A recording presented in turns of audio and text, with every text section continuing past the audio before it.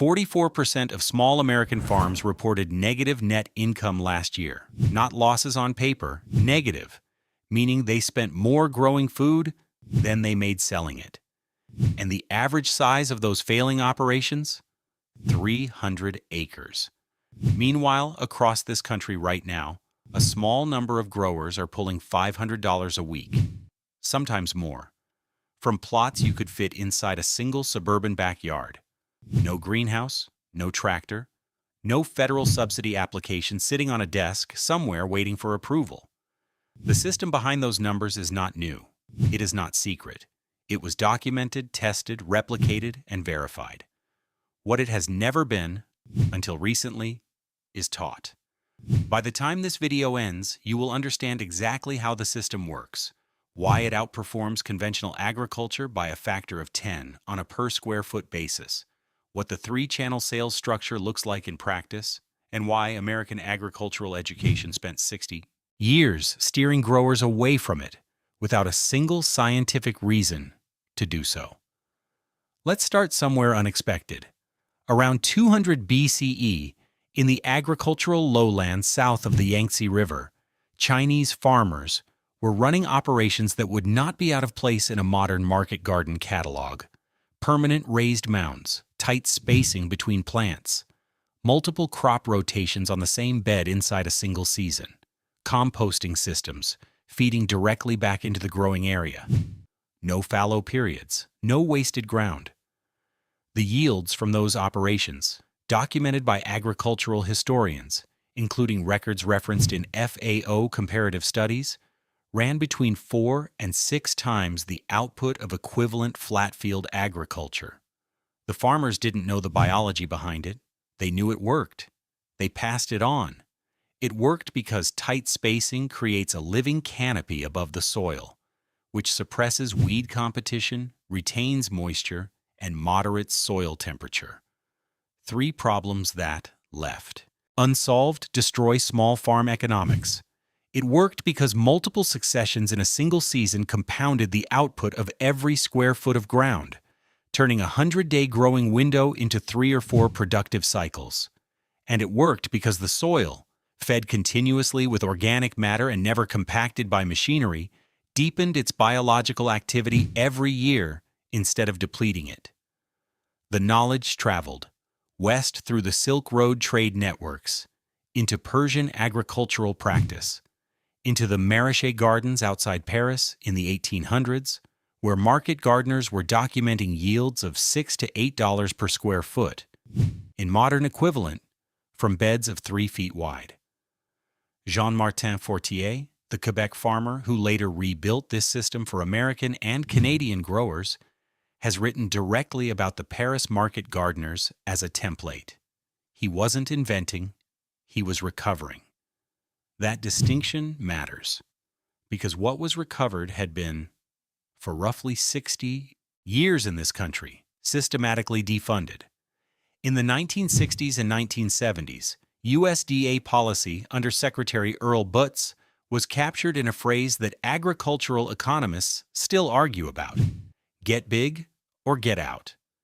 The policy framework that followed, commodity price support structured to reward volume, extension office funding channeled toward large-scale mechanized operations, land-grant university research programs financed by agribusiness, had a predictable effect. The intensive, human-scale, high-value per-square-foot methods that had fed communities for centuries stopped receiving research dollars. Not a conspiracy. The math was simpler than that. If your funding comes from the organizations that profit from selling tractors and synthetic fertilizer and patented seed, you don't study hand tools and compost. You study what your funders need you to study. The knowledge didn't disappear. It just stopped being funded. And so here we are. A country where 300 acres of commodity production loses money annually, while a quarter-acre of bio-intensive market garden run correctly documents gross revenues between $40,000 and $60,000 a year. Let's slow down here, because that number needs unpacking. A conventionally farmed acre of row crops in the United States returns somewhere between $400 and $600 per acre in gross revenue. That figure comes from USDA commodity production records and hasn't changed significantly in a decade when adjusted for inflation. That is the baseline. A standard CSA farm, community-supported agriculture, the kind you see mentioned in every sustainable agriculture guide, averages somewhere under $40,000 per acre of vegetable production. Better, not great. A bio-intensive market garden, running the system we're describing today, documents gross revenues above $100,000 per acre per year. That figure is not a projection. It comes from verified public-facing farm records. Jean-Martin Fortier's operation, Les Jardins de la Grelinette in Quebec, has documented this consistently. His farm runs 1.5 acres in bio-intensive production and grosses between $100,000 and $150,000 annually. Purdue University Extension has published workshop notes from Fortier's appearances. Modern Farmer has verified his numbers independently. American operations have replicated this. Two Roots Farm in Colorado projected gross revenues of $75,000 in its first full year on a half acre. Steadfast Farm in Arizona documented gross sales approaching $200,000 per acre. Second Spring Market Garden in North Carolina cleared over $100,000 in its first year of professional operation. The per square foot math works out this way. At $100,000 gross per acre, and with 43,560 square feet in an acre, a single square foot of productive ground generates roughly $2.30 in annual gross revenue. A standard 30-inch by 100-foot bed, the unit this system runs on, contains 250 square feet. At that per-foot rate, each bed generates approximately $575 per year in gross revenue. There are 160 beds in a standard 1.5-acre bio-intensive operation. You do not need 160 beds to generate $500 a week. Entry cost for a starter system, half a dozen permanent beds, basic hand tools, drip irrigation, runs between $1,500 and $4,000, depending on your soil condition and existing infrastructure. That is the cost of a used riding mower. Most people who fail at market gardening fail here, before they plant a single seed, because they treat soil amendment as an input cost rather than a capital investment.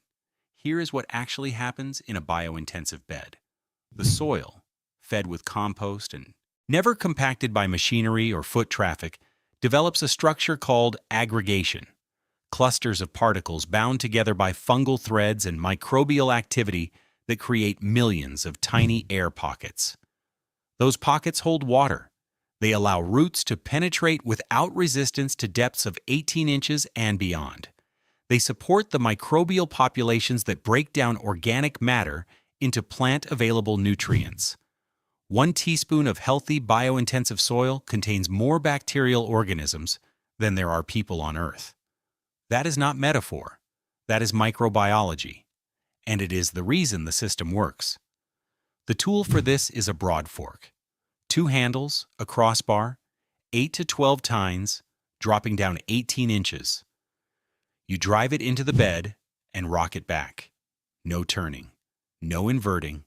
The soil structure stays intact. Earthworm populations stay intact. The whole underground architecture stays intact. Fortier's position, repeated throughout his documentation, was that the soil itself was the business model.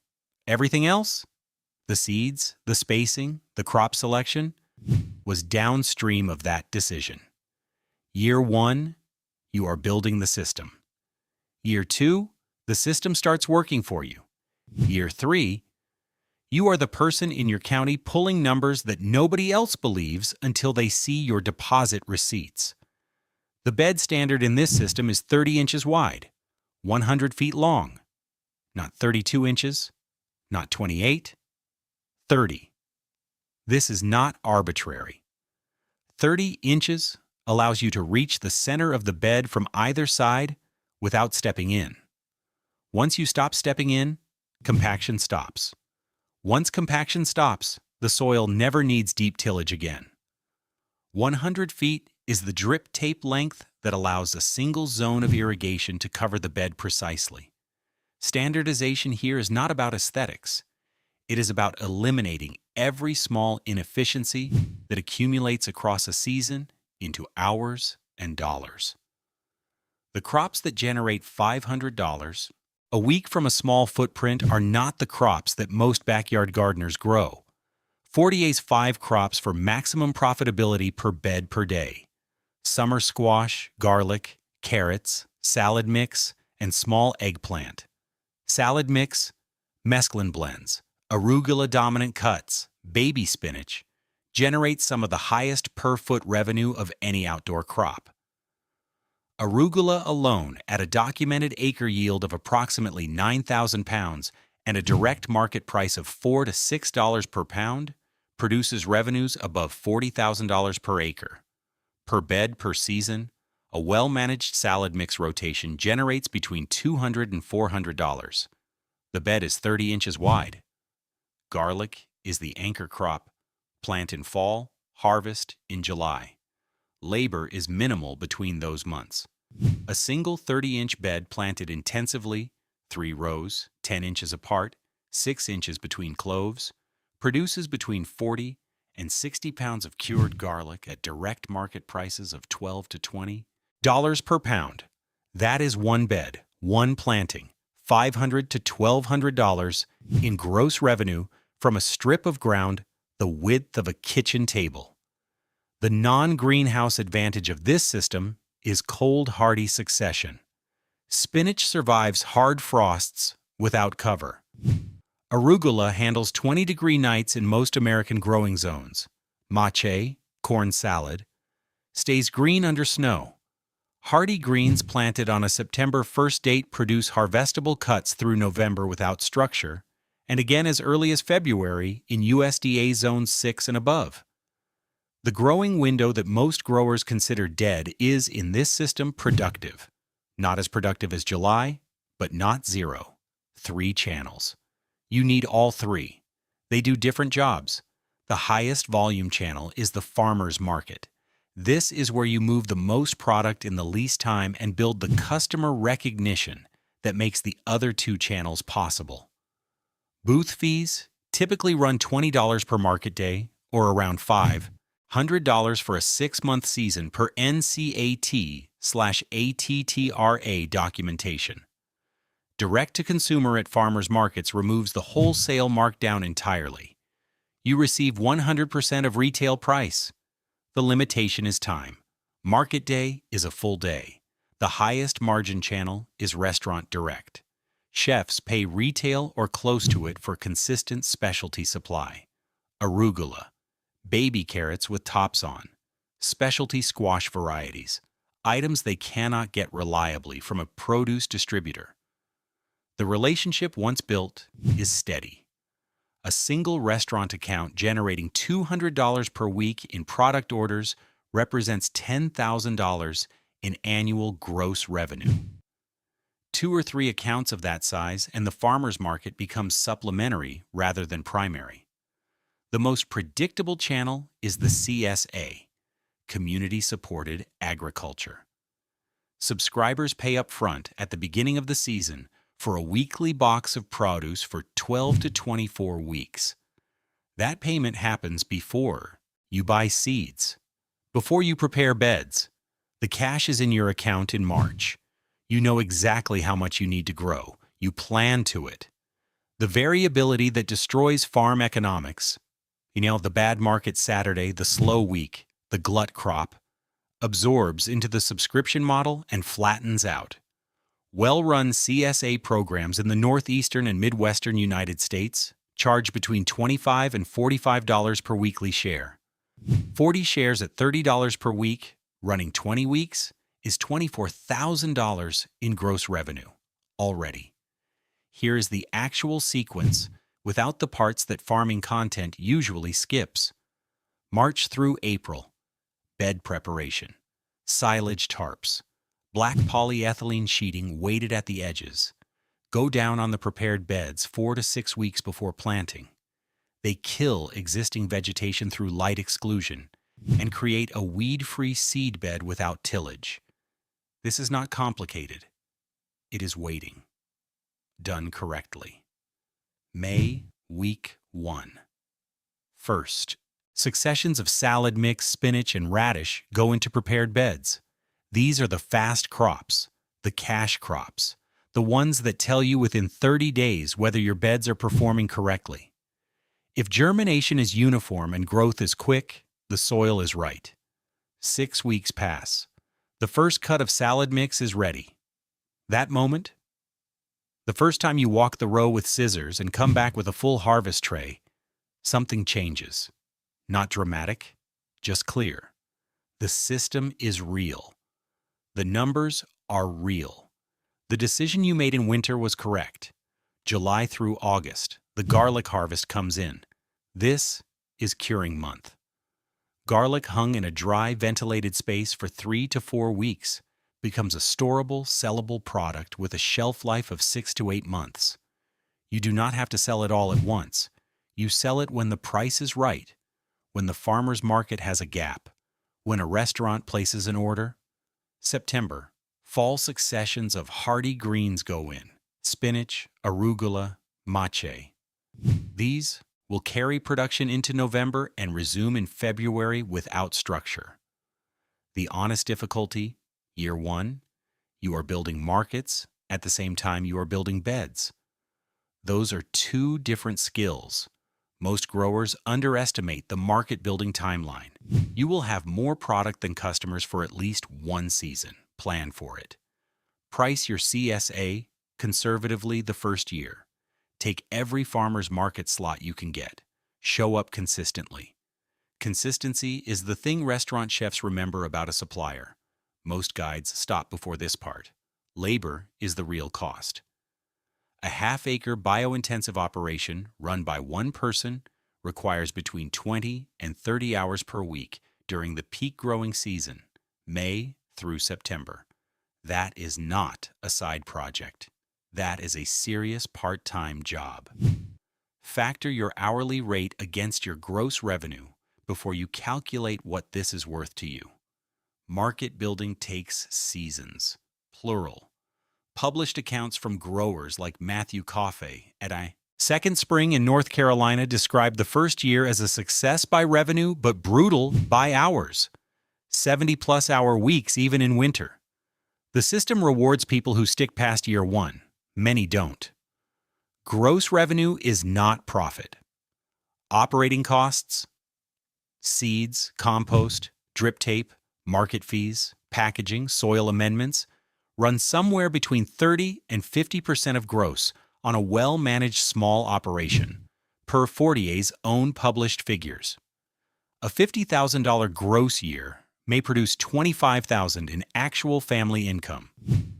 $25,000 from a quarter acre of ground, worked seriously, is real money. Go in with honest numbers. The honest numbers are still good. 3 structural advantages that most farming content misses. First, the product class is recession resistant. When households cut spending, they cut restaurants before they cut grocery. Fresh, direct market produce, especially subscription CSA boxes, shows lower cancellation rates during economic contractions than discretionary spending categories based on subscription retention data compiled during the 2008 to 2009 recession period. Second, the input costs of this system are inflation-resistant in ways that conventional farming is not. You are not buying synthetic fertilizer indexed to natural gas prices. You are buying compost, seeds, and drip tape. Seeds are the most price-stable agricultural input in existence. Compost can be produced on-site from crop residue at near zero cost once the system is established. Third, regulatory simplicity. Operations grossing under $5,000 annually in organic product sales are exempt from USDA organic certification requirements. Even at larger scales, direct-to-consumer sales at farmers markets and through CSA shares operate under lighter regulatory frameworks than wholesale or retail distribution. The compliance cost that eats into larger farm margins is largely absent at this scale. Those farmers outside Paris in the 1800s, the ones Jean-Martin Fortier studied, were operating inside a city that had no surrounding farmland to spare. They could not expand, so they went deep instead of wide. Permanent beds, dense spacing, succession on succession.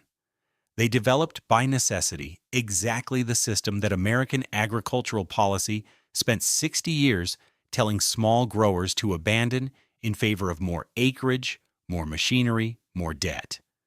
Their philosophy, as Fortier has summarized it across 2 decades of writing and teaching, was not complicated. Work with the biology, feed the soil, let the soil feed the plant. The plant does most of the work. What you are building, if you follow this system, is a version of that. Picture it. Not the dramatic version, the real one. It's a Saturday morning in late June. The truck is loaded before 6. Salad mix in harvest totes, pre-weighed. Garlic bunched and tagged. Summer squash in flats, the Romanesco variety, the one that gets people to stop at the table even when they weren't planning to stop. You get there early enough to get a decent spot, you set up the table. You arrange the display the way that took you 2 seasons to figure out. The color contrast, the height variation, the small chalkboard with the farm name. By 9 o'clock, the first regular stops. She buys salad mix every week, has since October. You know her name? She knows yours? She tells her neighbor about you in the same sentence she tells her about the dry cleaner and the good coffee place. You are part of how she feeds her family. By 11, the table is half empty. By noon, you are packing what's left. Not getting rich, not yet, maybe not ever, in the way that word usually gets used. But the restaurant account paid on Thursday. The CSA checks cleared in March. The beds are producing what the beds are supposed to produce, and the soil in those beds is better today than it was last spring, and it will be better next spring than it is today. That is the compounding that nobody puts in the headline. Not the money, the ground. Other people are watching commodity prices and hoping the weather cooperates on 1,000 acres they can barely afford to maintain. You are watching 30 beds produce what those 1,000 acres cannot, per square foot, per dollar invested, per hour worked. Once the system is running, that is the math they stopped teaching. That is what you are getting back. The question isn't whether this system works. 40 years of documented, replicated, internationally verified growing records have settled that. The question is whether you start this season or next. If this opens something for you, subscribe. The next system in this series covers what happens when you add a single unheated hoop structure to this setup. The numbers change. Share this with someone who has land and doesn't know what to do with it yet.